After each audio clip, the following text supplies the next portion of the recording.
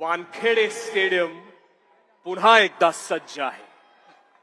आपण नेहमी म्हणतो आपली मुंबई वानखेडे आणि आपला सचिन तेंडुलकर हे प्रेमाने आपण नेहमी म्हणतो. सर यही है, हेच आहे ते इमोशंस. आप वानखेड़े को आपका घर बुलाते हैं और यही उसकी एक निशानी है. और वानखेड़े खुद को सचिन का गढ़ मानता है. वानखेड़े और सचिन का रिश्ता बहुत गहरा है. ये कितना गहरा है ये आपसे जानना चाहेंगे. सर्वप्रथम नमस्कार सगळ्यांना माझा.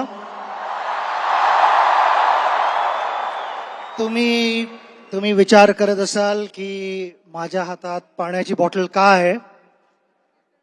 मे बी काही वर्षाआधी पण यावेळेला मी इकडे भाषण देत होतो त्यावेळेला माझ्या हातात पाण्याची बॉटल होती माझ्या रिटायरमेंटच्या वेळेला. तेच इमोशन आज आहे वानखेडेवर आल्यावर.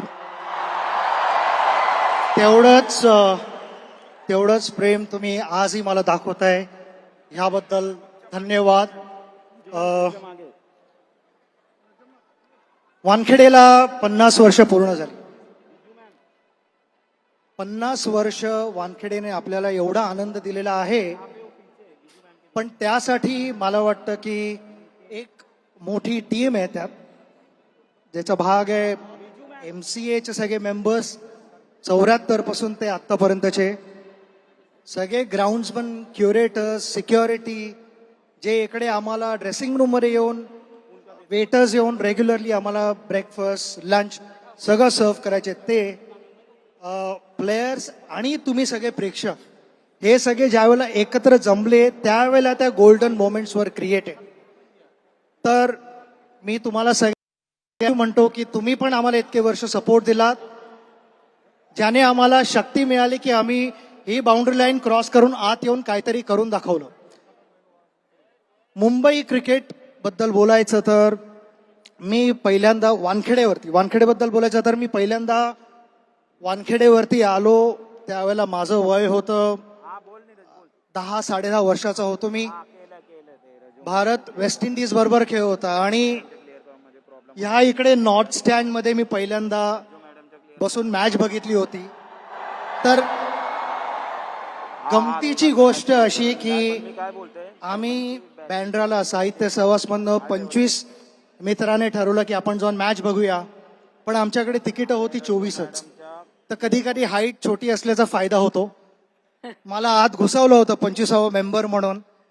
आणि तो माझा पहिला अनुभव होता ग्राउंडवरचा की ना कधी पहिल्यांदा वाटले नाही की ग्राउंड एवढं ग्रीन असू शकतं. कारण आम्हाला आमच्या इथे मातीत खेळण्याची सवय होती. तर त्यावेळेला मला वाटलं की एक दिवस मी पण ह्या इथे येऊन खेळायला हवं. आणि तिथे माझी वानखेडे बरोबर एक नवीन प्रवास जो आपण म्हणतो दॅट स्टार्टेड. आणि over a period of time आमचे जे सुवर्ण क्षण होते ते मी म्हणू शकतो की रणजी ट्रॉफी खेळतानाही, नुसतंच भारतानं खेळताना नाही, पण रणजी ट्रॉफी खेळताना आम्ही इतकी इथे मजा केलेली आहे, मेहनत केली आहे. बरेचसे चांगले मॅचेस इकडे झालेले आहेत, ते आम्ही जिंकलोय.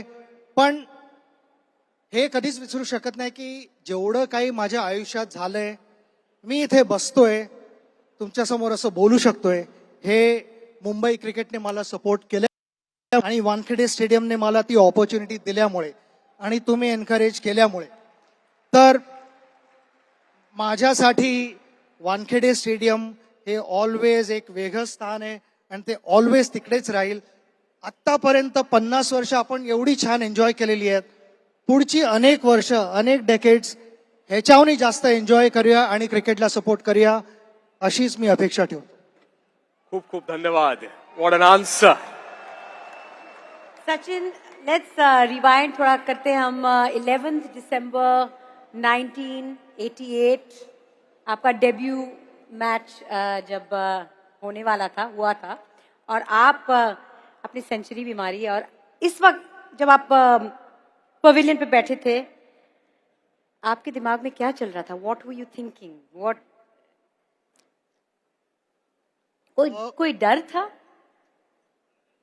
डर वैसे गॉड ऑफ क्रिकेट के अंदर डर कैसे होता है? नहीं नहीं होता ही नहीं है। मेरे टीम का नाम मुंबई था।